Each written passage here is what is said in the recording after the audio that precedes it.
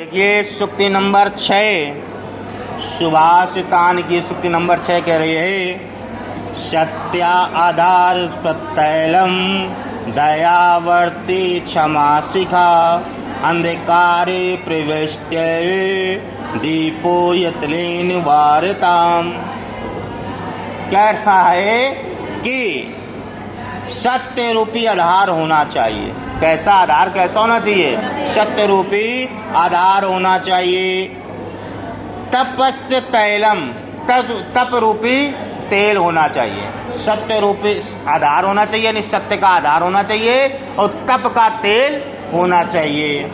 और क्या कह रहा है? दयावर्ती, दया रूपी बाती होनी चाहिए। क्षमा शिखा, क्षमा रूपी शिखा होनी चाहिए। लौ कैसे होनी चाहिए? क्षमा रूपी होनी चाहिए।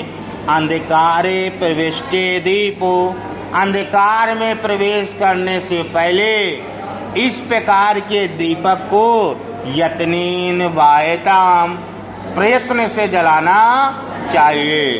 अब कहने का मतलब क्या है? ये कोई दीपक है जो आप देखते हो कि दीपक है। दीपक कैसे जलता है? दियाली होती है, दियाली में तेल होता है, तेल के बीच में बाती होती है, बाती में शिखा होती है, फिर माचिस लेते हैं, खर्च करते हैं, जला देते हैं, दीपक जल जाता है। यही तो है, यह जीवन रूपी है दीपक, जीवन रूपी दीपक। ये जीवन रूपी जो अंधकार है, जब कुछ नहीं दिख रहा है तो मुझे किस प्रकार से जीवन में आगे बढ़ना चाहिए, उसको यहाँ पर बताया गया है कि हमेशा सत्य का आधार होना चाहिए। आप हमेशा सत्यवादी रहो। आप कैसे रहो? सत्यवादी रहो। और आपके अंदर तेल कैसा होना चाहिए?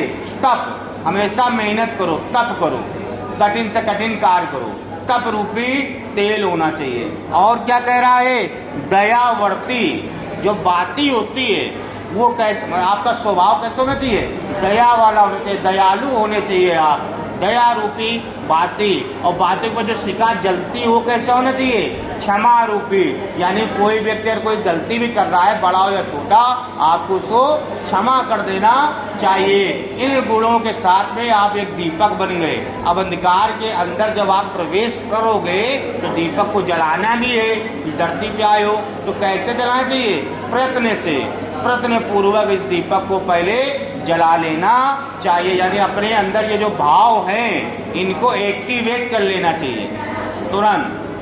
बात है समझ में? तो वही यहाँ पर कह रहा है कि व्यक्ति को सत्य का आधार होना चाहिए, तप रूपी तेल, दया रूपी बाती, क्षमा रूपी शिखा के साथ में अंधकार में प्रवेश करने से पहले इस दीपक को प्रयत्न से जला लेना चाहिए।